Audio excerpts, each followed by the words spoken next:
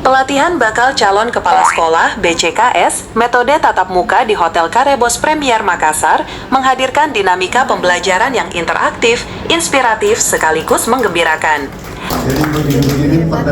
Selama 2 hari, peserta kelas B difasilitasi oleh 2 fasilitator kompeten, Bapak Prof. Masyur dan Bapak Dr. Mustafa, yang menghadirkan perpaduan keilmuan teoritis dan praktik empiris.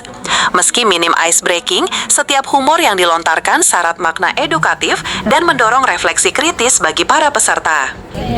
Hari kedua pelatihan berlangsung semakin produktif dengan forum berbagi praktik baik. Peserta mendiseminasikan pengalaman lapangan terkait strategi pengelolaan sekolah, optimalisasi aset pendidikan, hingga implementasi manajemen yang berpihak pada murid.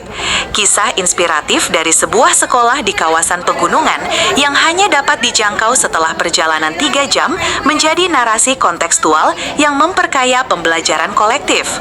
Besok, peserta akan melaksanakan shadowing ke sekolah mentor.